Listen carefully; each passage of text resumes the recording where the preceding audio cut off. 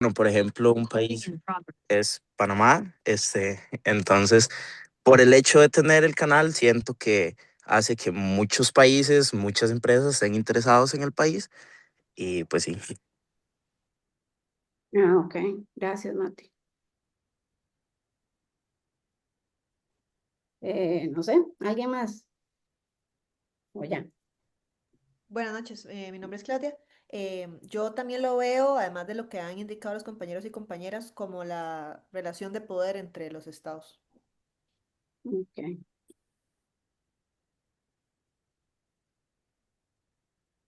Paul, ¿vos qué pensás? Mm, Este, que es una composición de dos palabras, ¿verdad? Geo, que casualmente tiene que ver con la geografía, es decir, dónde está ubicado el país, ¿verdad? Y lo que es la parte política es las relaciones que ese país tiene con otros, ¿verdad? Entonces va a ser casualmente como la ubicación física o geográfica de un país incide eventualmente con las relaciones que ese país tiene con otros países o con otras zonas. Sí, básicamente todos los conceptos tienen algo de cierto, ¿verdad? O sea, como decía pues Leonardo, o sea, hay una afectación global cuando hay grupos, digamos, enfrentados como China y Estados Unidos. Depende también de la ubicación geográfica, como Fabián y Matías también comentaban. Eh, Realmente lo que sucede es que tal vez antes, cuando uno estaba estudiando relaciones internacionales, uno veía como que geopolítica era más un tema como de los diplomáticos. O sea, como que, y sí, la geopolítica se refiere a todo aquello que está relacionado con el territorio, digamos, geográfico que tiene ese lugar y cómo impacta eso entre, digamos, en el poder, en la economía. Por eso que, digamos, el comentario que hacía Matías acerca del canal de Panamá también tiene sentido, ¿verdad? O sea, tiene una importancia, por así decirlo, geopolíticamente hablando, una importancia fuerte el canal de Panamá comparado con, no sé, con el puerto de Limón, por ejemplo. Eso luego lo vamos a ir viendo un poco más en la charla. Y realmente lo que estamos viendo aquí o lo que queremos analizar o la conversación que me gustaría tener es, o sea, que tomemos conciencia todos de que si estamos en el negocio de la logística, ¿verdad? Y si estamos como en esto, pues definitivamente tenemos que conocer qué es exactamente lo que está sucediendo, porque cuando un barco se me atrasa porque cerraron el canal de Suez, porque, no sé, porque los hutis golpearon un barco de Merix, entonces hay que cambiar una ruta. Cuando los chinos y los americanos pues se pelean, pues hay una afectación en las tarifas que eso afecta pues las personas que están en compras. Entonces, a fin de cuentas, como que tal vez antes solamente eran los diplomáticos, pero ahora si nosotros somos logísticos, definitivamente la geopolítica es parte vital de nuestro día a día para tomar decisiones, ¿verdad? Básicamente para todo. Entonces, eso es lo que me interesa. La segunda filmina, a ver, ahora no sé cómo pasarla. A ver, ay, no sé. Un momento, pero allá. Ahí sí. Eh, ya saqué el fin. Realmente, bueno, esta filmina es un poco larga. Es simplemente la justificación, digamos, cuál es mi marco de referencia como para la charla. También les voy a compartir un artículo y eso es más o menos aquí lo que estoy diciendo, digamos, de dónde saqué pues la información, pero básicamente lo que vamos a hacer es un recorrido histórico, ¿verdad? Y vamos a ver algún poco digamos, con respecto a lo que está sucediendo actualmente, sobre todo con la política exterior de Estados Unidos y cómo está afectando eso, pues a básicamente todas las economías, nos vamos a basar en un libro de una autora historiadora súper importante de Estados Unidos que se llama Anne Applebaum. Ella ha recibido varios premios, tiene como 6 libros publicados y ha trabajado con la mayoría de los periódicos así importantes en Estados Unidos. Y su último libro, del 2024 más bien, se llama Autocracy Inc.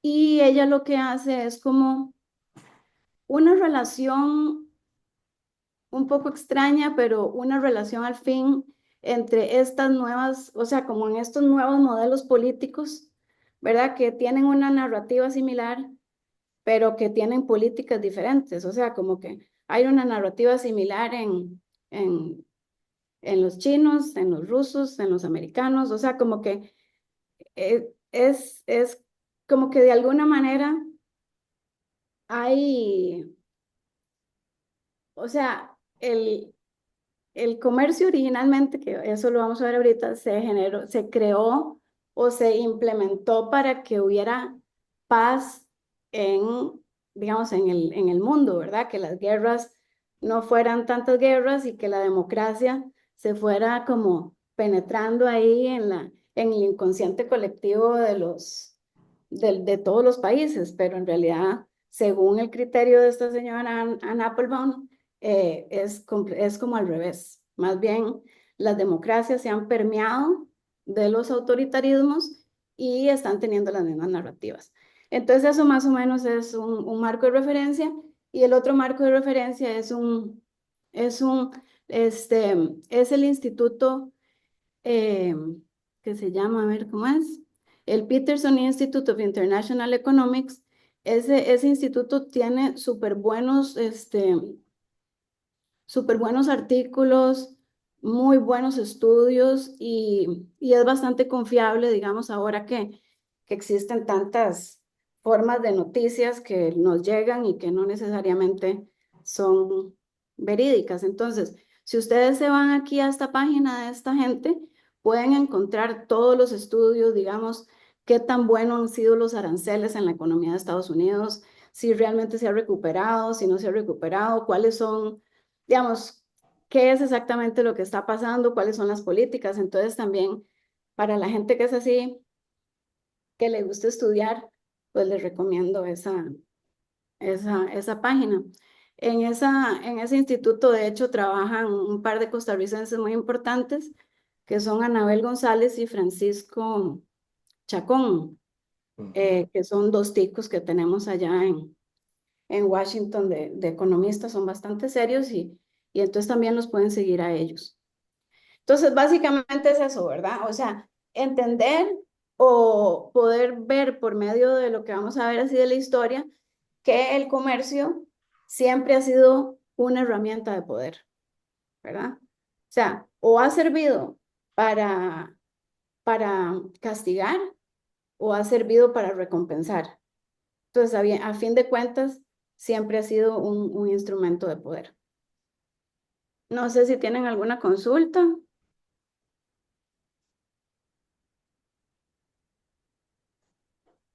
No, es que no los veo. No, yo si alguno levanta la mano, yo aquí lo vería, Marcela. Entonces, de momento no hay ninguna consulta. No, de mi parte no, todo bien. Ok.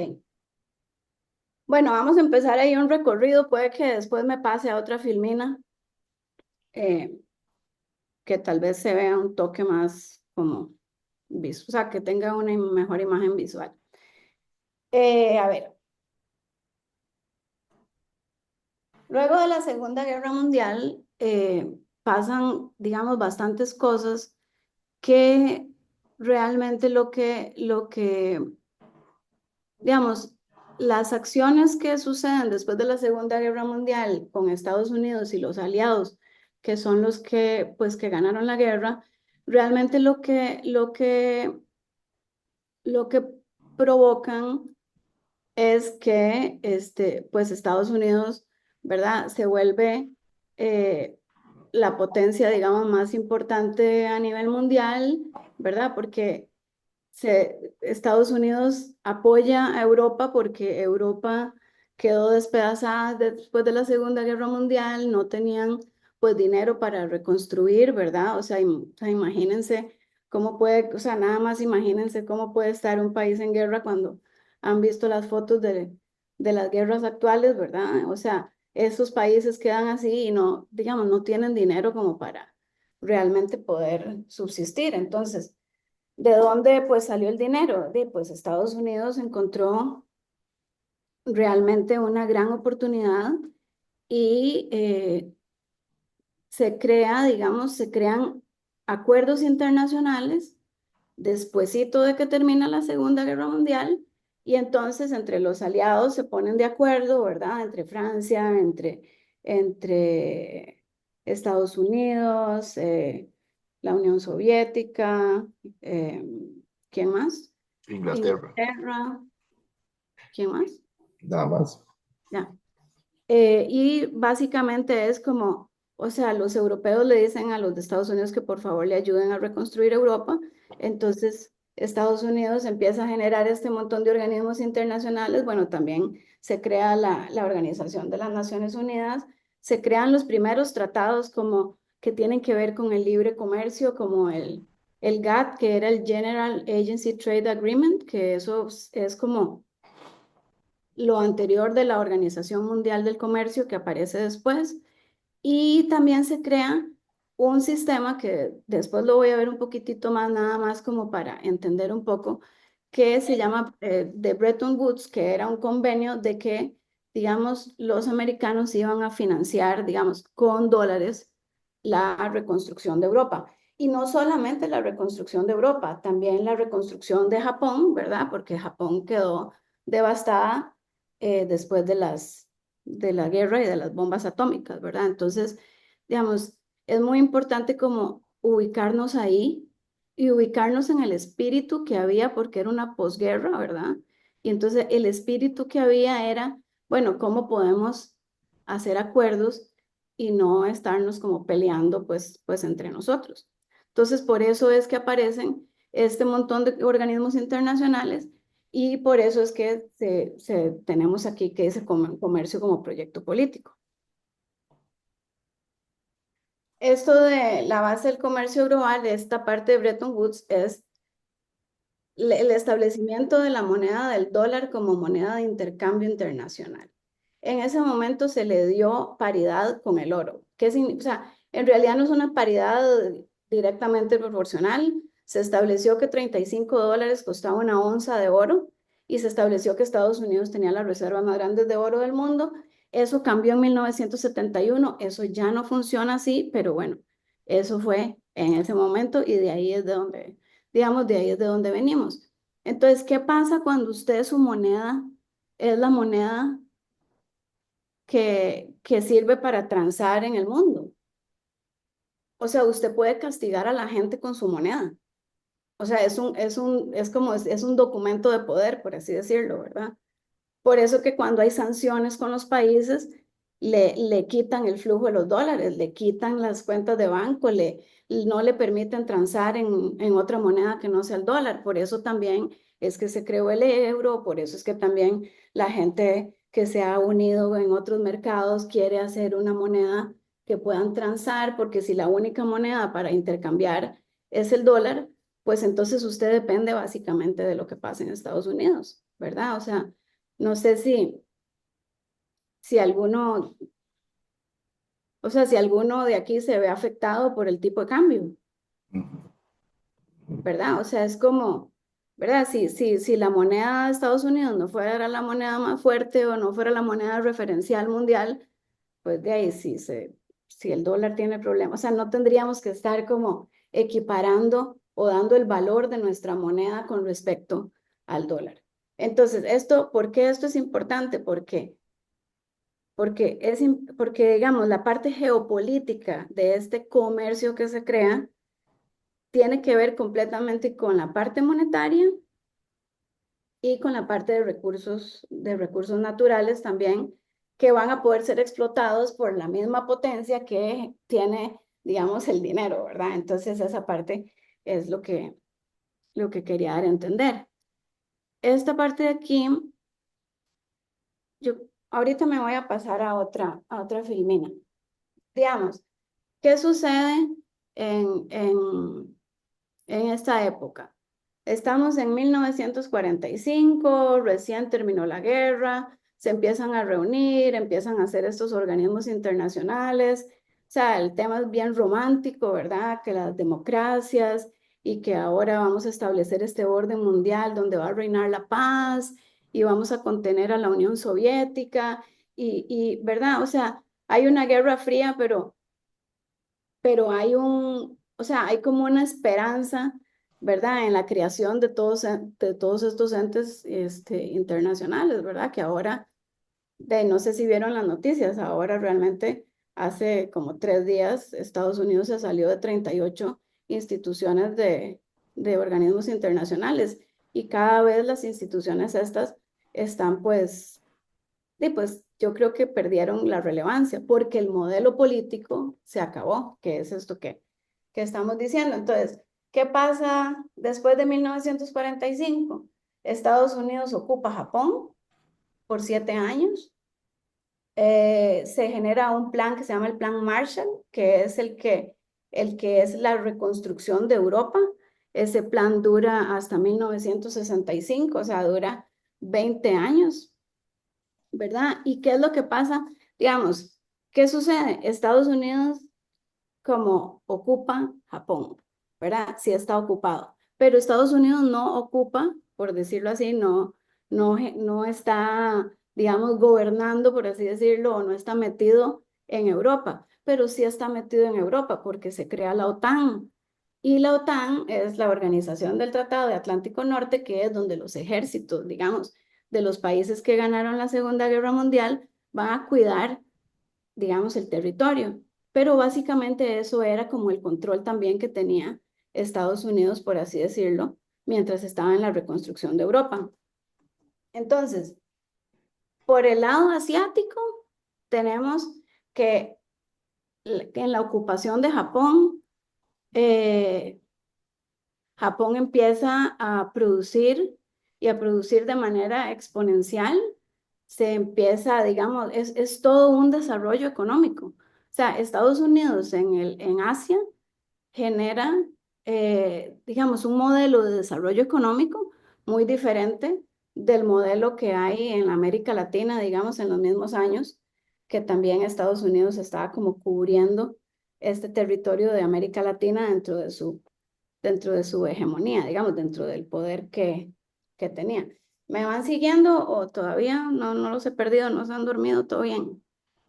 Aquí estamos bien todavía, Marcela. Ok, Aquí estamos todavía. todo bien, Aquí ok. estamos, aquí estamos. Bueno, ok, entonces, ¿qué pasa? O sea, todo eso está sucediendo alrededor, ¿verdad? Entonces, pasan muchos años donde esta es como la manera de trabajo, la manera de operar de los países. Se empiezan a formar como alianzas para ver si pueden comercializar, ¿verdad? Estados Unidos empieza a invertir un montón de dinero tanto en Japón como en Europa. Y ya para 1950 empieza la guerra de Corea. ¿Por qué estoy hablando de la guerra de Corea cuando tenemos que ver lo de logística? Bueno, porque es que de ahí es donde también es importante entender. O sea, empieza la guerra de Corea en 1950-1953. Los coreanos necesitan armamento. ¿De dónde lo van a sacar? ¿Dónde está lo más cerca? Lo más cerca de Japón. Japón se especializa en ese momento entonces en acero, en manufactura, en cosas de estas, ¿verdad? Y entonces Estados Unidos le empieza a meter muchísimo dinero, lo que hace que Japón se convierta, como decir, en el primer productor y la primera potencia de tecnología del mundo en ese momento, ¿verdad? No sé si se acuerdan que todos los televisores los compraba uno, bueno, cuando eran televisores, o sea, los compraba uno en Japón, bueno, los compraba uno en Japón, no, eran japoneses, que Sony, ¿verdad? No sé, Toshiba, creo. Entonces, eran las marcas japonesas, pero realmente era como decir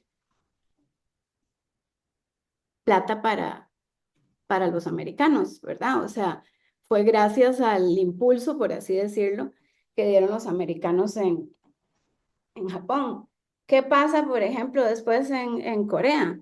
En Corea, termina la guerra, se divide en dos y la parte de Corea del Sur aunque no necesariamente es ocupada como tal per se por los Estados Unidos, también empiezan un desarrollo bastante fuerte que se ve ya de los 70s a los 80s, ¿verdad?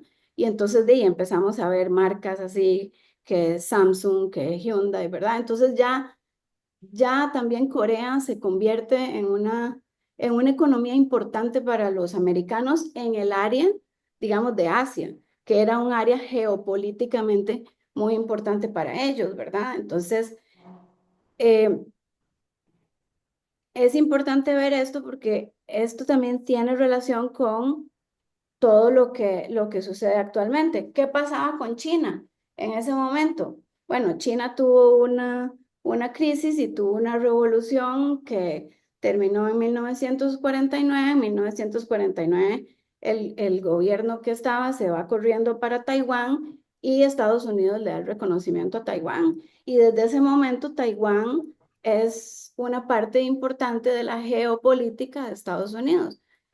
Ya para los 80s ya habían puesto una empresa de microchips que hasta la fecha es la que produce el 60% de los microchips en el mundo. Entonces, ¿por qué digo esto? Porque para mí, o sea, digamos, yo puede ser que yo no esté de acuerdo con muchas cosas de la política exterior estadounidense, pero a mí me parece que es un plan bastante brillante, ¿verdad? Poder desarrollar un país de esta manera por una estrategia de estar, digamos, cerca como del área de conflicto de China y de Rusia, que eran como los que quedaban ahí, que se habían afiliado al comunismo. Entonces, esto es lo que está pasando en Asia, digamos, en ese momento. Después viene Vietnam, que es del 55 al 75, y bien, ya para la época de Vietnam, pues ya los Estados Unidos habían perdido muchísima credibilidad y voluntad política, digamos, a lo interno. Entonces, digamos, ya como que ahí empieza a cambiar bastante como la forma de la relación política entre estos países y digamos como que empieza a cambiar una parte del conflicto. Eso es, dejémoslo por allá dejamos como a los asiáticos y nos venimos como para Europa. ¿Qué pasa en Europa? En Europa desde 1945 están en el proceso de la reconstrucción de Europa. Alemania está partida porque una parte está con la Unión de Repúblicas Soviéticas, otra parte queda demócrata. Esa es la única, digamos, el único centro donde tienen los americanos bases militares, los demás como que es como parte como de la OTAN. Pero ¿qué pasa? En 1969 aparece un alemán que diseña una política que se llama la Ostpolitik, o esta que está aquí, Ostpolitik, que básicamente lo que dice es eh, que el comercio va a lograr como generar paz. O sea, como por ejemplo, si no sé, digamos que es que a mí me parece, como para hacer un ejemplo así como más fácil, eh, es que es un pensamiento bastante inocente. O sea, la creencia es que si usted empieza a tener relación comercial con el país que es problemático, eventualmente usted lo va a convencer de que su sistema político es mejor que el de él, Ok. ¿verdad? Entonces, es, y bajo esa consigna, o sea, digamos, con el aval de los Estados Unidos, Austria y Alemania firman el primer tratado con la Unión Soviética para generar, digamos, todos los oleoductos de gas natural y así empieza el comercio entre Europa y la Unión Soviética. Pero entonces ellos tienen comercio, ¿verdad? Ellos, o sea, los alemanes y los franceses y los europeos le compran el gas a los rusos y le pagan, ¿verdad? En dólares, evidentemente. Y entonces los rusos con eso hacen los focos de guerrilla que los mismos americanos y los mismos europeos están en contra. Entonces es como, pero la idea era que de repente él va a cambiar y entonces le vamos a dar beneficios y vamos a abrir el comercio para que ellos cambien. Y así también es como incluyen a China en 1971. Empiezan, digamos, como los mismos americanos y los europeos empiezan a acercarse a China, pensando que China era un mercado donde ellos iban a colocar los productos y eventualmente los chinos iban a dejar de ser, no sé, comunistas y se iban a pasar del lado, digamos, de los buenos que eran esta gente. Entonces, bueno, básicamente ese es como el resumen. Vamos a ver un toque aquí. Este es como, que lo pasé, que ahorita me voy a devolver. Esto es como más o menos una línea de tiempo, ¿verdad? Tenemos el fin de la Segunda Guerra Mundial, la creación del GATT, que sería como lo que regiría el comercio a partir de ese momento, la reconstrucción de Europa y de Japón en estos años, luego la apertura de China al mundo, la Unión Europea, ¿verdad? Ustedes recuerdan que hubo como varias entidades hasta que se convirtió en la Unión Europea. Primero era una unión del Benelux, que era Bélgica, ¿cómo se llama? Netherlands? Holanda. Y Luxemburgo, por una cuestión de acero. Y bueno, y luego ellos empiezan como a ver cómo hacen para unirse, ¿verdad? También como para salir de este círculo de influencia tan terrible que tienen del dólar, ¿verdad? Entonces, eso es lo que vemos en los 90 en Europa. Y luego también vemos que desde, digamos, por ejemplo, desde los 70 hasta los 90, los chinos se convierten, en 20 años, los chinos se convierten en la primera potencia mundial en exportaciones, en producción, en tecnología, en información, o sea, y bueno, puede ser que haya una apertura, igual que en Rusia, que haya una apertura, pero en realidad no hay un cambio del sistema político, ni lo va a haber. Entonces, ¿qué pasa? Que como China empezó a producir de esa manera, es como que, no sé, como que usted le hubiera dado, no sé, un montón de comida a un monstruo, ¿verdad? O sea, entonces es como que gracias a esta política de que el comercio genera paz y de que el comercio genera felicidad casi, o sea, el comercio genera prosperidad, que eso es una teoría económica muy fuerte de un señor que se llama Milton Friedman, lo pueden buscar. El comercio genera prosperidad y por eso todo el mundo está metido en esta carrera, o por lo menos yo. Y en realidad las cosas, pues en realidad están cambiando bastante. No sé si alguien quiere decir algo, conversar algo, mientras yo tomo agua. No. Muy interesante y tal vez muy fácil de entender, Marcela, con este gráfico que pusiste, digamos, del timeline, ¿verdad? Este mismo. Y la frase del comercio como ideal de paz al comercio como arma de poder, que yo no lo había visto así, pero claramente en este momento, que es la época que nos está tocando vivir a nosotros, sí lo ve uno como un arma de poder, ¿verdad? El viernes anterior estaba escuchando en desayunos de la Universidad de Costa Rica, que siempre hacen algunos análisis también, ¿verdad?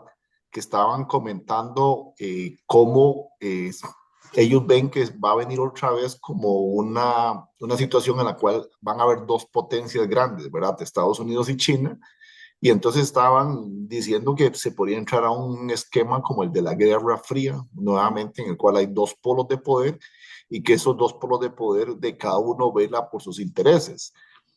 Lo estamos viendo, tal vez algunos indicios ya con Estados Unidos aquí en el continente americano, ¿verdad? Con todo lo que es la doctrina Monroe y el tema que hicieron en Venezuela, etcétera. Entonces, sí se nota que hay un cambio, ¿verdad? En el modelo, como dijiste al inicio de la conversación, el modelo político tal vez ya está agotado y entonces se está en este momento en proceso de adoptar uno nuevo. Supongo yo que habrá modificaciones y habrán cosas, ¿verdad? Pero sí, claramente la tendencia es muy clara. Sí, es como que tal vez no pensaron que iba, o sea, tal vez el modelo económico teórico nunca estuvo hecho para un país que cumpliera con toda la producción, ¿verdad? Porque si el modelo era, usted produzca, usted no es bueno para producir mango, vaya, que cómprele todos los mangos ahí al amigo suyo, que sí es bueno. Ujú, No haga ni un solo mango, usted compre todos los mangos, pero uno no sabía que al que le compra los mangos tiene que comprar la naranja, el azúcar, los frijoles, el arroz, el carro, la abuelita, o sea, todo. Entonces, ¿qué es lo que sucede? Digamos, ¿cuál es el verdadero conflicto?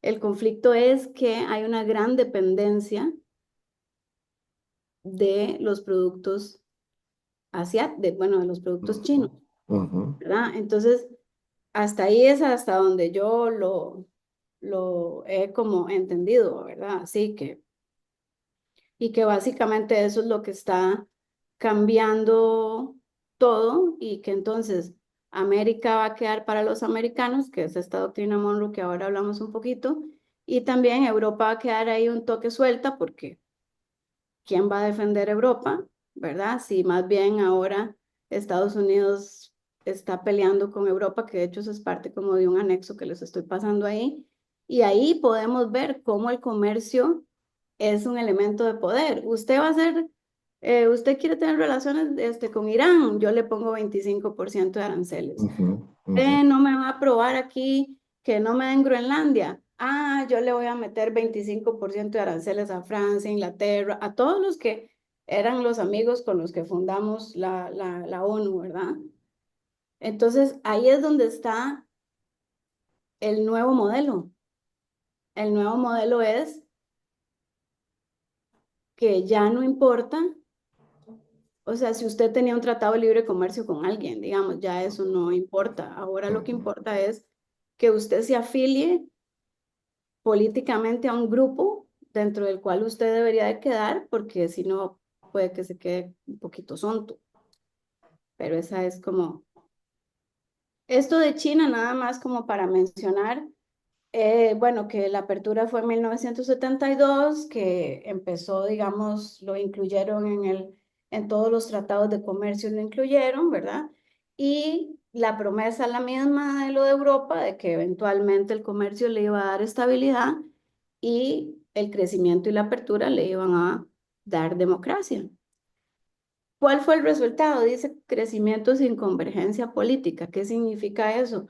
De que hubo crecimiento, pero nunca, o sea, él nunca se hizo democrático, ni le importó nada, ni cambió su sistema, ni lo va a cambiar. O sea, simplemente fueron lo suficientemente hábiles para copiar todo lo que podían copiar, son excelentes para trabajar y entonces ahora tenemos el mundo inundado de productos chinos que estaba bien antes, porque si usted no lo podía hacer, vaya y se lo compra a los chinos.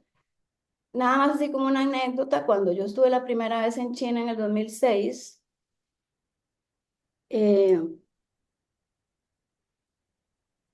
era como, a ver, todavía usted podía ver gente como en bicicleta ahí, que en chancletas, y la idea que uno tenía como de China, no sé, como que habían unos chinillos con sombrero ahí así, y entonces usted los veía como con un kimono, porque ese era como el estereotipo, me da pena, disculpen de verdad, no quiero parecer políticamente incorrecta, sea, de verdad me disculpan si eso está mal, no es mi intención de verdad ofender a ningún grupo social ni étnico. Simplemente lo que quiero decir es que tal vez uno veía más gente campesina, pero en 10 años era otra cosa, o sea, era tener edificios de 150, de 100 pisos, ¿verdad? O sea, o sea, no existía ya absolutamente nada de eso. Y yo no sé, Paul, ¿cuándo fue la primera vez que vos fuiste a China?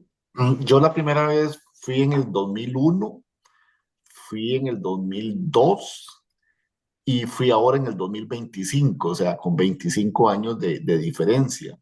Y del dos Y mil uno ¿cómo lo vio? correcto, y entonces lo que vos decís es muy marcado, o sea, el progreso que, por ejemplo, digamos yo en las tres ocasiones fui a la ciudad de Shanghai. Ujú, Al principio, digamos, la ciudad de Shanghai, claro, era una ciudad grande, por supuesto, pero no era tampoco así como una ciudad muy moderna, ¿verdad? Esta vez que fui, la ciudad de Shanghai, además de que es enorme, enorme, enorme, enorme, enorme, es una ciudad muy moderna. Ve ya uno, prácticamente en todos los restaurantes hay robots, ¿verdad? La fábrica, fuimos a visitar una de las fábricas de vehículos ujú. y hay una fábrica que es gigante, gigante, debe medir, no sé, por lo menos unos 40.000 metros cuadrados bajo techo donde está esa fábrica y habían como 12 operarios, ¿verdad? La mayor parte de la manufactura no, realmente el ensamble se hacía totalmente robotizado, ¿verdad? Entonces, en 20 años es lo que vos decís, Marcela, es como haber ido a otro país. O sea, lo que yo vi en el 2001, lo que vi en el 2025 era otro país totalmente diferente. Sí, es ese grado de desarrollo que han podido lograr de forma impresionante. Pero volvemos, es como parecido a lo de Japón, ¿verdad? Bueno, ¿de dónde sacaron la plata? Y la plata es de la que todo el mundo le dio, empezando por los Estados Unidos, que era tal vez como de los principales socios comerciales en un primer momento. Entonces sí, es realmente una economía bastante fuerte y también ellos han tenido, o sea, mientras, no sé, tal vez mientras en el occidente han estado revisando, no sé, revoluciones en Bolivia o no sé, o en cosas así, o peleándose los americanos en otro lado o en Irak o lo que sea, los chinos han estado trabajando como hormigas y produciendo.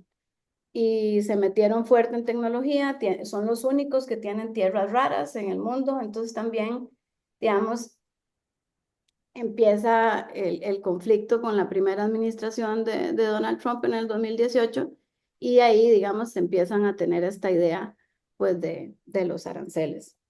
Marcela, No hay sé, una consulta de Randall Sánchez. dime, Randall. Sí, señor, buenas noches, ¿qué tal? No sé, tal vez, ¿me escuchan bien así? Sí, Sí, perfectamente. No, tal vez que, como mencionaba antes el profesor y doña Marcela, que cuando visitaron China hace unos años y ahora es totalmente otra cosa, tal vez potencias como Estados Unidos pensaron que con la opresión del tipo de cambio y la opresión del dólar y la moneda, se iban a quedar en aldeas, simplemente produciendo granos y proveyendo lo que nosotros ocupamos, una manufactura barata y no iban a tener ese desarrollo que tiene China. No tengo la oportunidad de conocer, pero sí que es un país sumamente desarrollado con tecnología que nosotros no tenemos acá en esa parte del mundo y durarán años para tenerla.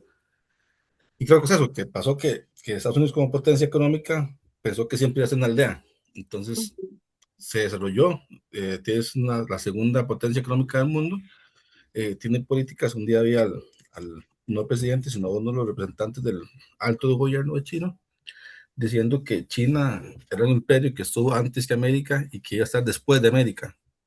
Ellos tienen una base sólida, tanto económica como cultural, que les permite jugar ese juego político y económico que está haciendo Estados Unidos. Porque al final de cuentas, para mí la geopolítica es una serie de políticas que nos meten en un juego a todos, viendo a ver quién tiene más poder. Porque al final de cuentas, el que tiene más poder es el que pone las reglas de juego, ¿verdad? Entonces, Ujú. bueno, ese era mi aporte. Muchas gracias. Muchas gracias, Randall. Sí, estoy de acuerdo con usted. Puede que hubiera una subestimación, ¿verdad? De la capacidad productiva que tenía China, sobre todo que venía saliendo ¿verdad? O sea, tenía apenas 30 años de haber salido del tema de la revolución y bueno, pues realmente a los chinos pues les ha costado bastante eh, estabilizarse también como economía. Entonces, y eso lo empezamos a ver a finales de los 70 con bueno, no sé si se llama presidentes, con un líder del Partido Comunista que se llama Deng Xiaoping, que es el que estaba antes de este señor que está ahora, que se llama Xi Jinping. Entonces, él fue el que abrió China al mundo y el que empezó a cambiar, digamos, la parte económica, liberó, digamos, ciertos terrenos a los campesinos, digamos, a la gente para que pudiera producir y hizo un poco de cambio ahí como por decir, en el manifiesto comunista, digamos, en el librito rojo, por así decirlo, de Mao, como decir, cambiaron ese, ¿cómo se llama? Sistema político comunista, digamos, del pasado y se convirtieron en este sistema que es ahora, que realmente no se sabe si aplica el comunismo original o no aplica, ¿verdad? Todo ha mutado. Vamos a ver, ¿alguien más tiene alguna cosita que decir? Es bueno como Sí, cuando usted participa. Kenneth tiene una consulta, Marcela. Gracias. Hola, buenas noches a todos. Marcela, un gusto. Hola, Kenny. Más Gracias. que una consulta, quería nada más aportar algo que también se está diciendo para el 2030, ¿verdad? Que viene como una potencia emergente que es la India y los acuerdos que se están teniendo para el BRICS.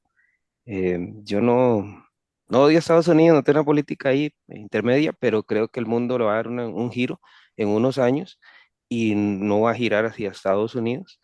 La India viene muy, muy fuerte, ¿verdad? Se estima que está creciendo casi que un 10%, un 7%, y tiene sus aliados muchísimo a lo que es China, ¿verdad? Y también, si China logra obtener a Corea una parte que ellos, perdón, a Taiwán, que es lo que está defendiendo Estados Unidos, y ahí se convertiría más que todo, para mí, ¿verdad? Es una opinión muy personal, dueño y señor de los microchips. Bueno, sí, en eso estoy de acuerdo. Hay otro Sí. comentario, Marcela, de Leonardo Macís. Ah, ok. Sí, hola.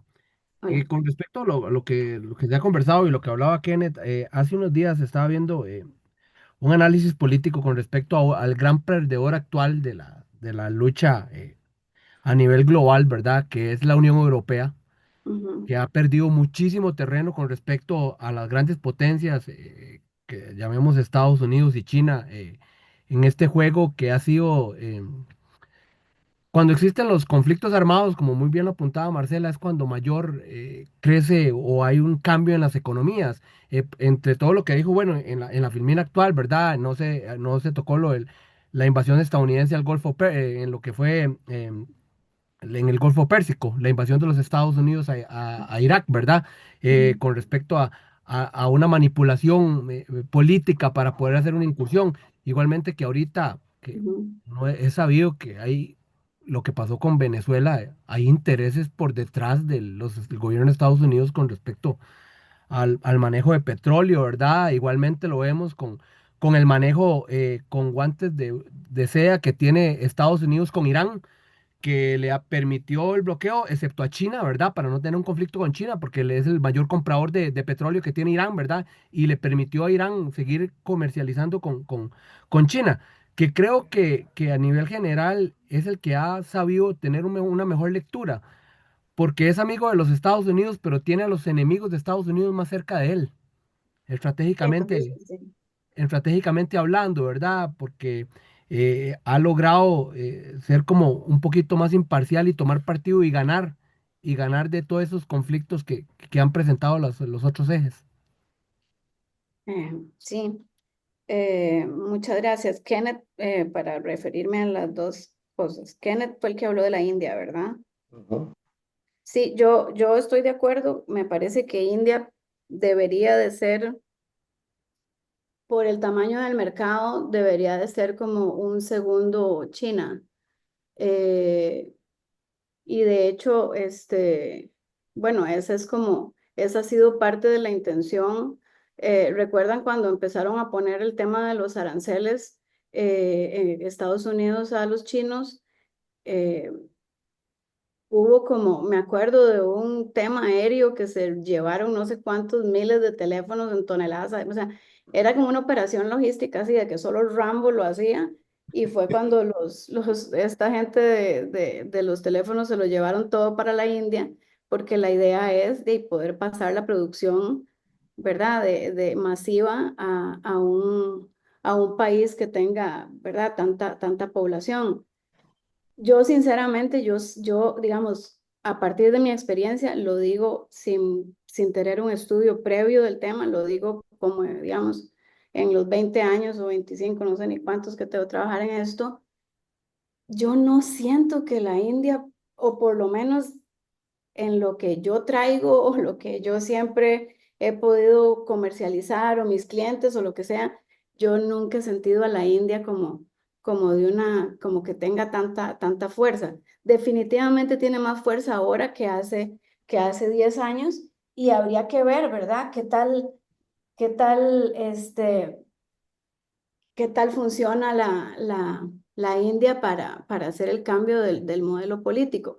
Hace varios años, antes de que empezara la pandemia, se creó como un movimiento también o sea, que estos son todos estos filósofos, economistas, que no sé si son de Harvard o quién sabe qué, que ellos son los que deciden cómo empiezan este nuevo modelo, ¿verdad? Igual que Milton Friedman dijo que el comercio generaba prosperidad, güey, pues empezaron a hacer una campaña, un programa que se llama China Plus One, que era buscar mercados alternos a China.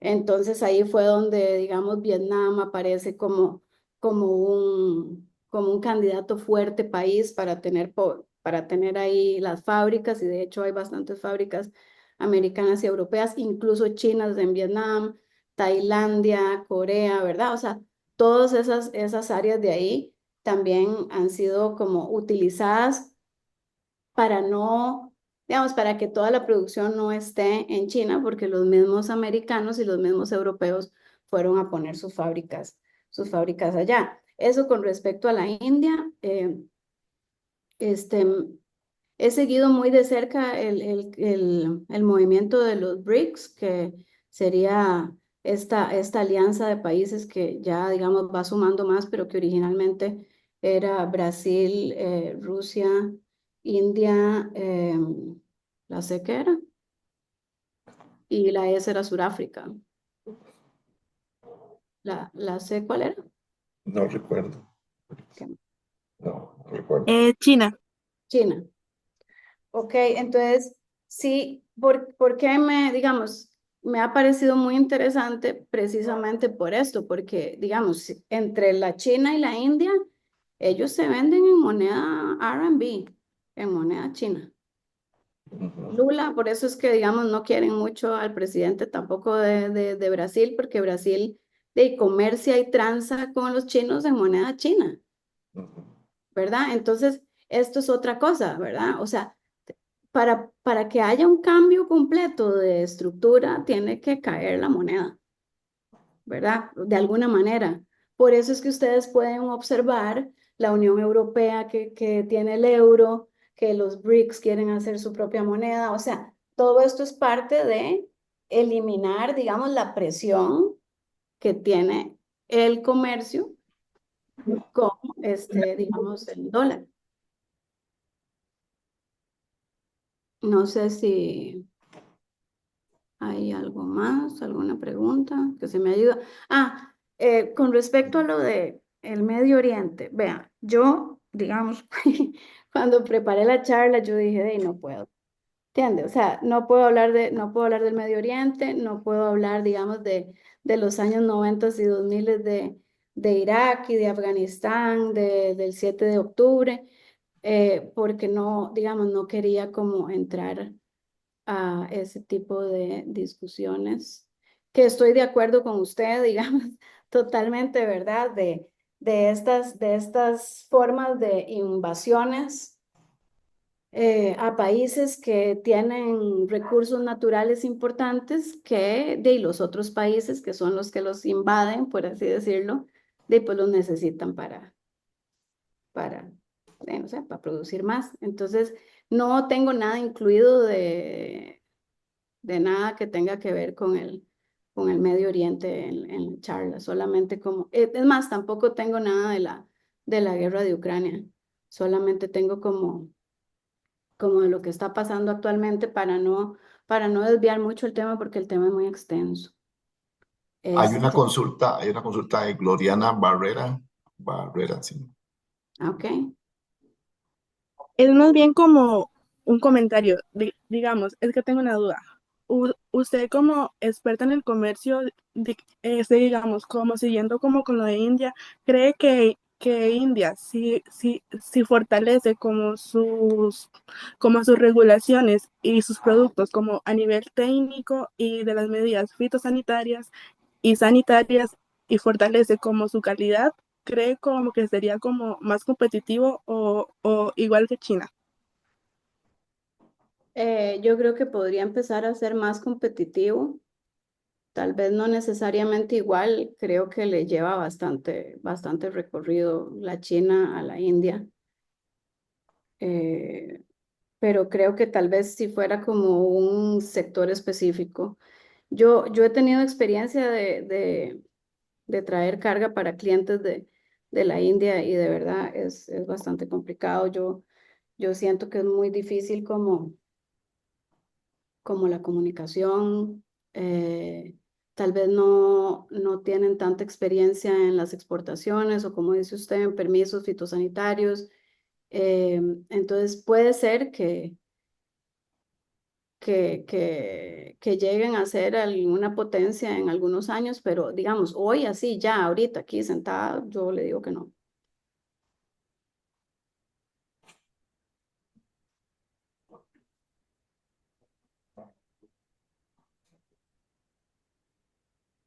Mm, no sé, ¿qué más?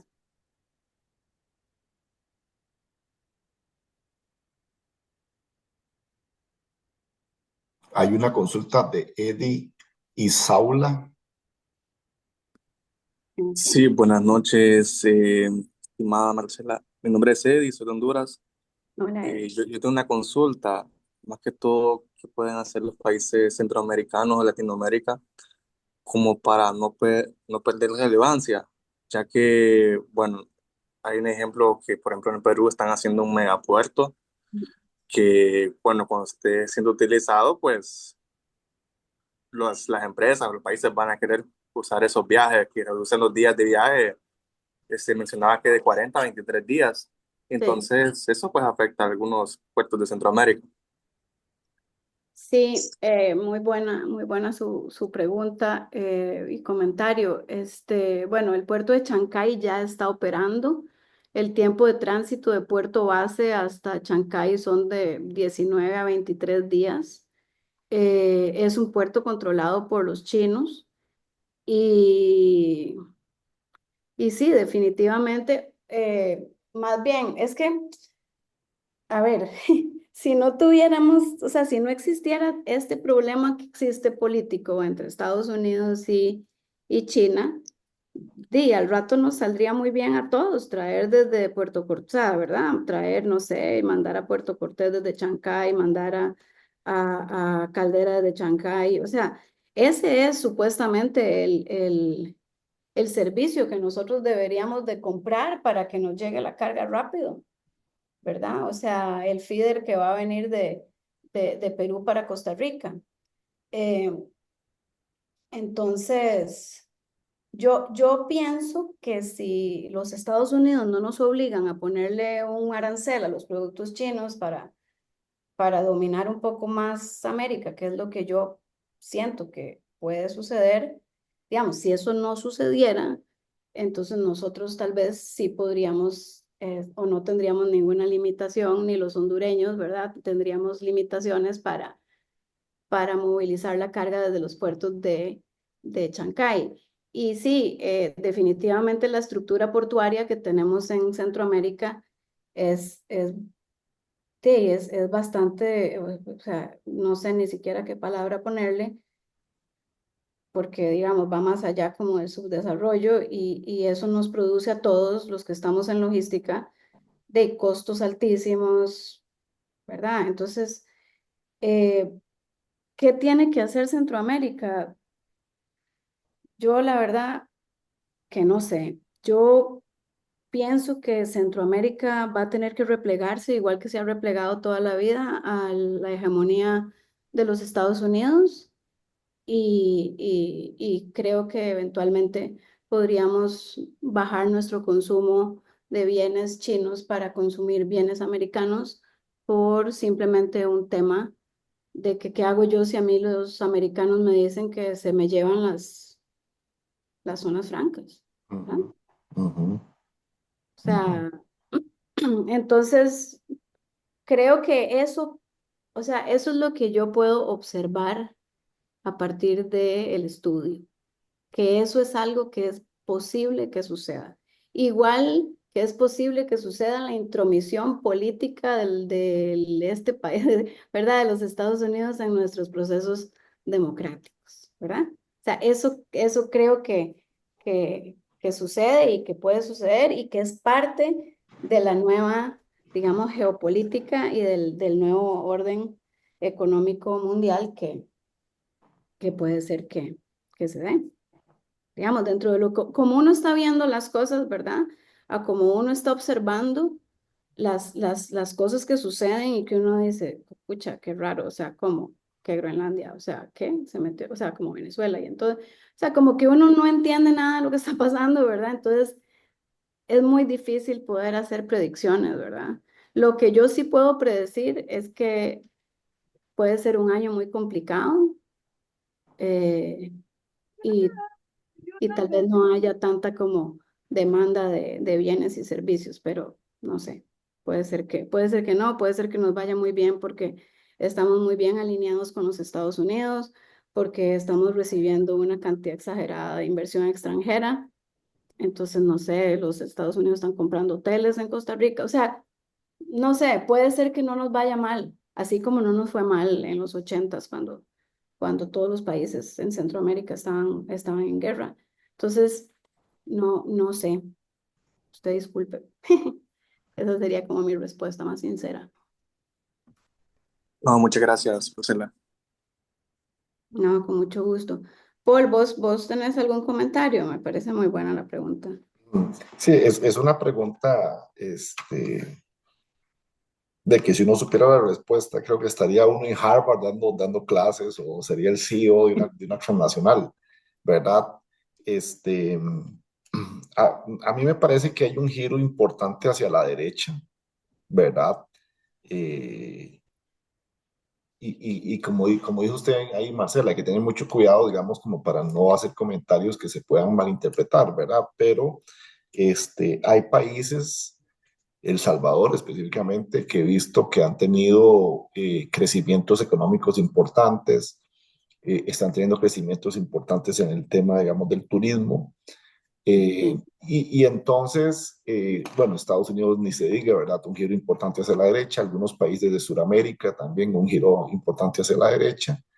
Entonces, nosotros nos enfrentamos en 2 semanas a una elección que también va a generar un alineamiento, ¿verdad? Porque hay una tendencia muy claramente hacia la derecha, que en este momento en las encuestas va ganando, no quiere decir que va a ganar, ¿verdad? Pero entonces parecería ser que el país también se va a alinear un poco más hacia la derecha, lo cual nos acercaría mucho más a Estados Unidos y a tratar de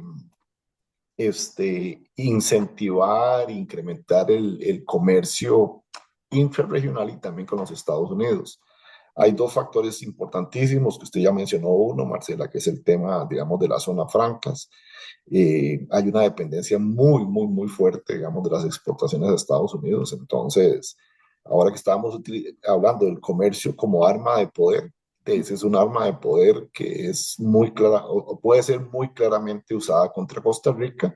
Y el otro es el turismo, ¿verdad? Que también hay digamos, un sector muy, muy importante de Estados Unidos. Entonces,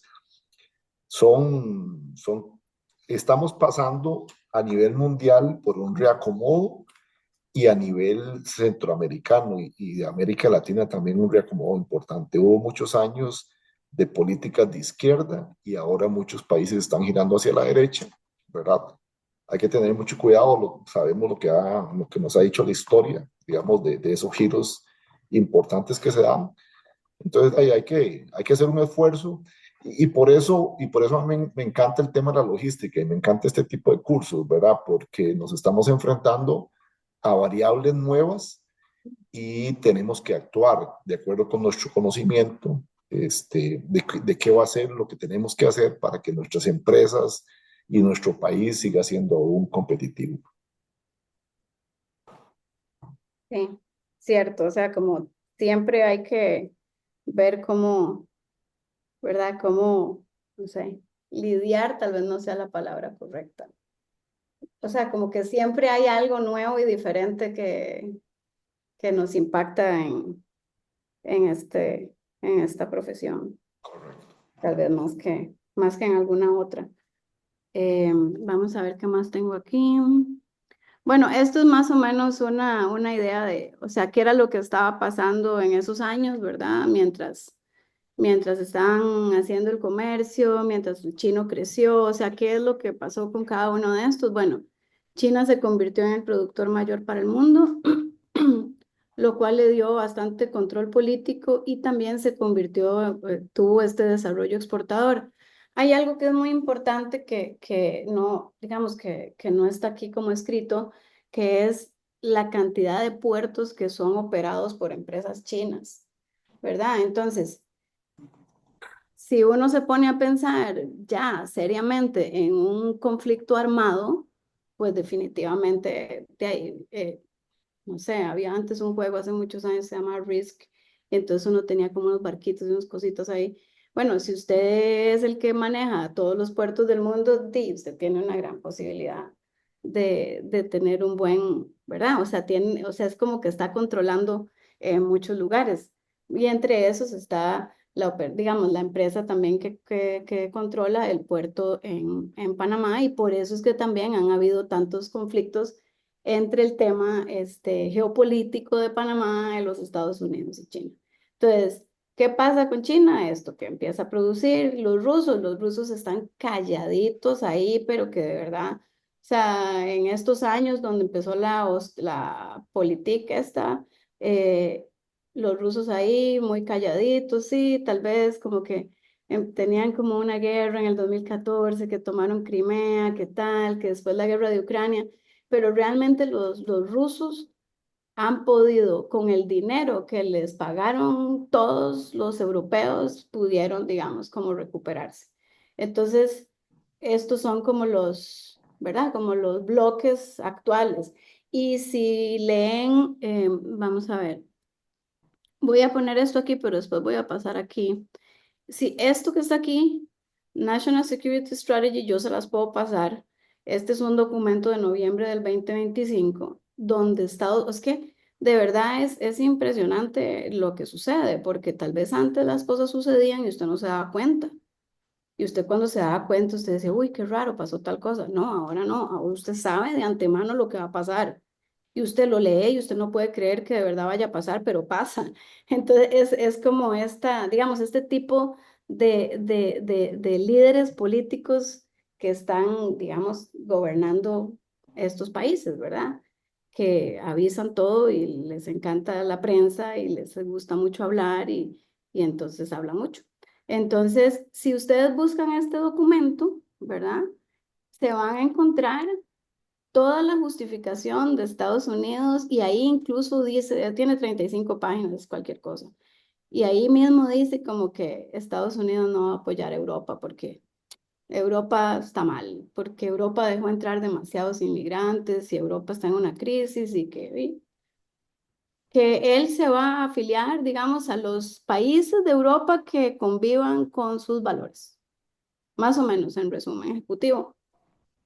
Y esto es muy importante porque aquí también establece cómo se va a relacionar con nosotros, con nuestros países, ¿verdad? Pero antes de esto, nada más aquí que tenía, que existe este punto de quiebre, ¿verdad? Donde se rompe, por eso es que uno oye mucho hablar de, ay, el nuevo orden mundial, ay, que el nuevo orden económico mundial, ¿verdad? Y,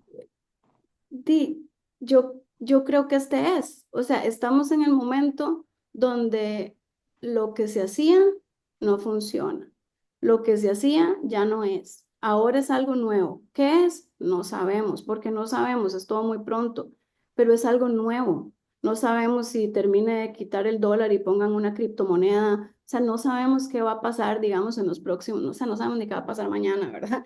Pero digamos, uno no puede prever qué va a pasar en los próximos 10 años, ¿verdad? Pero sí sabemos que al día de hoy tenemos un rompimiento de lo anterior y tenemos un nuevo orden, ¿verdad? Entonces, ¿cuál es el impacto? Bueno, ahí se nos rompen las cadenas de suministro a nosotros, a los que tenemos que trabajar en esto. Nos llega un contenedor en, no sé, en 500 días, desde no sé dónde, fue a dar vuelta para... Entonces, ¿por qué?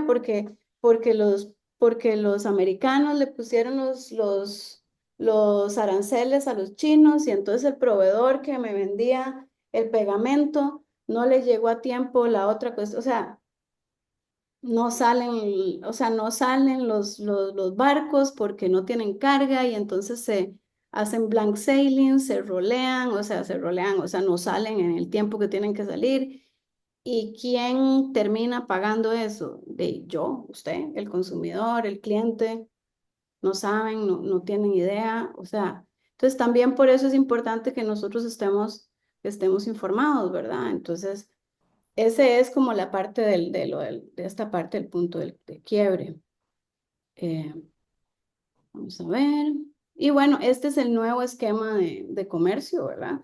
Tenemos un nuevo marco de referencia. Evidentemente nosotros lo vemos más hacia Estados Unidos porque y es lo que nos queda más cerca, no estamos en un eje hegemónico que no sean ellos, ¿verdad? Entonces, pues estamos bastante dependientes, igual que, o sea, tal vez mucho más que algunos otros que están dependientes por su moneda, ¿verdad? Entonces tenemos un cambio de un marco de referencia. No existe neutralidad. El comercio, cuando apareció en los 50, era neutral. O sea, lo que quería era promover la paz. Ahora no, ahora el comercio está subordinado a objetivos estratégicos. ¿Qué significa que el comercio está subordinado a objetivos estratégicos? En que entonces usted hace acuerdo con Irán y yo le pongo un 25%. Usted no me quiere dar Groenlandia, no me quiere dar el premio Nobel, yo le voy a poner un 25%. Usted, no sé, nosotros en Costa Rica estamos, o sea, es que ahorita estamos bien, pero nosotros en Costa Rica tenemos un documento de solicitud de 6 cosas que tenemos que cambiar en Costa Rica para que los productos no les pongan aranceles. Entre esos, o sea, mejorar unas cuestiones de permisos de fitosanitarios, que los americanos puedan participar en compras públicas, que le quiten el arancel al whisky. O sea, son un montón de cosas que los americanos nos han pedido que el país, yo no sé, el país no sabe. Entonces, en cualquier momento no cumplimos con eso, tómelo, nos van a subir el 10% de aranceles. Entonces es como, o usted juega conmigo y yo le presto el juguete, o usted no juega conmigo y yo no le voy a prestar el juguete. Así, digamos, un poco más coloquial. El tema de las sanciones económicas es exactamente igual, ¿verdad? Las lógicas regionales de poder, que es esto que ahora comentaba Paul de la doctrina Monroe. La doctrina Monroe es algo que inventaron los americanos en 1823, que era cuando las repúblicas, digamos, de Centroamérica se habían independizado. Estados Unidos decidió que él iba a proteger, pero no que lo decidió solo, él decidió con los gobiernos de Centroamérica, ¿verdad? Que los Estados Unidos, que sin tener ni siquiera un buen ejército, iban a proteger a los países como los nuestros de la injerencia, digamos, europea. Entonces, eso, digamos, dio cabida a que entraran en Nicaragua, de que entraran en Panamá, de que, ¿verdad? Durante los años 80, bueno, aquí tenemos el compañero hondureño, pero durante los años 80 de Guatemala hubo también dictaduras, ¿verdad? Problemas políticos precisamente en todo Centroamérica por injerencia, digamos, de la parte occidental de los Estados Unidos en la parte de la Guerra Fría, ¿verdad? Entonces, esa es la doctrina Monroe. Ahora, ¿cómo se llama la doctrina Monroe? La doctrina Donroe, con D de Donald, ¿verdad? Porque ya no es Monroe, ahora es Donroe. Entonces, Donroe es la misma doctrina. Es que este continente pertenece a este país, a los Estados Unidos. ¿Cómo lo van a hacer? Bueno, se van a meter en donde se metan, lo van a hacer por medio de obligar por aranceles, lo van a hacer por la forma en que lo tengan que hacer. Van a poner, bueno, o sea, ¿me entiende? Cuba, o sea, es como la idea es que o sea, como el Make America Great Again, ¿verdad? El del MAGA O sea, es como no sé por qué, entonces es como si fuera un dominio completo desde el Ártico, o sea, desde el norte hasta el sur, y eso incluye el área de Groenlandia, ¿verdad? Que también han estado leyendo eso en las noticias. Entonces, básicamente es eso, o sea, la idea de esta charla, ¿verdad? Que yo creo que ya llevamos como una hora, es esto, como entender, comprender, analizar, reflexionar, saber qué es lo que está pasando, de dónde viene, por qué pasa, por qué, o sea, ¿verdad? Y cómo esto nos puede ayudar a explicarle a nuestros clientes la situación, a decirle, di, vea, ¿sabe qué? ¿Por qué no planea mejor su inventario? Porque viene el año nuevo chino, usted no sabe realmente qué va a pasar después de esto, o sea, es demasiado el conflicto, ¿por qué no programa mejor su inventario? Si usted tiene que comprar, ¿por qué no revisa si puede comprar lo antes posible? O sea, digamos como temas así, ¿verdad? De que a uno le sirva tener el conocimiento, porque el conocimiento es para que uno lo use con algo. Entonces es eso, como también explicarle a los clientes, mira, es que está pasando tal cosa, o bueno, desde la crisis del Mar Rojo, desde hace 700 y el resto de días, ahí no se puede pasar por el Mar Rojo. Entonces hay cambios de las navieras, hay cambios de rutas, o sea, todo eso es muy importante que lo conozcamos los que estamos en este medio. Y bueno, esto de afiliarse a un grupo hegemónico es eso, ¿verdad? O sea, es eventualmente o uno está con el azul o uno está con el rojo. O sea, como que puede que no pueda estar con los dos, como estamos actualmente, digamos, el, que era como el escenario, por así decirlo, perfecto. Y ya para finalizar, o sea, yo lo que pensaba era, lo que decía era esto, ¿verdad? O sea, cómo a partir de lo que nos damos cuenta o lo que vemos en el exterior, exterior a nosotros, exterior a la empresa, exterior a nuestro negocio, hasta nuestro giro, ¿verdad? Cómo nos impacta a nosotros en nuestras empresas y nuestro trabajo. Y de ahí, ¿qué podemos hacer para no sé, para estar alertas, para planear mejor, para saber que si es un año que puede ser difícil, de ahí no vamos a poder meter esa plata ahí en el presupuesto. Tal vez vamos a tener que bajar los gastos, tal vez no podemos crecer un 25%, como pidió el jefe, ¿verdad? O sea, es todo eso, ¿verdad? Que ustedes como profesionales y tomadores de decisiones siempre tengan muy presente que lo que pasa en el mundo, en el globo, es parte de es parte de nuestra profesión, por así decirlo. Entonces yo creo que con eso concluyo. No sé si habrá alguna pregunta, si puedo ver a alguien o si, a ver con esto, no sé cómo hacer. Es parte de nuestra cadena logística, ¿verdad, Marcela? Todo lo que pasa. Sí, Sí, sí. Bueno, Marcela, muchísimas gracias de verdad por la charla. Súper interesante y creo que muy instructivo de las variables que uno tiene que considerar a la hora de... Nosotros estamos iniciando el curso, pero la idea casualmente es hablar un poco de lo que son el transporte aéreo, el transporte marítimo, el transporte terrestre. Y entonces, en el transporte marítimo en particular, todo este tipo de situaciones, cómo van a afectar lo que vos decías, de antes tenía un tiempo de tránsito de 30 días, ahora estoy durando ¿cuánto dijiste? 500 días. bueno, ese era como muy exagerado, No, pero claro, lo y que no pasa es que sé, puede ser 90 días. no, pero uno lo dice jocosamente, pero hemos tenido, Al cliente no le hace gracia.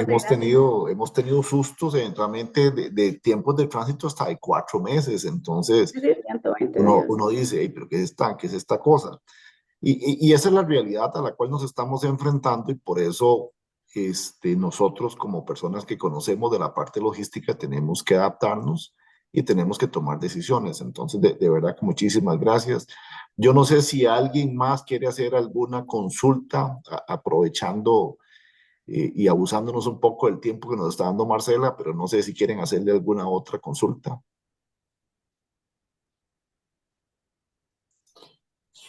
No, parece que no. Entonces, Marcela, darte de verdad que muchísimas gracias y a todas las personas que participaron, los alumnos del curso, por favor, si nos quedamos para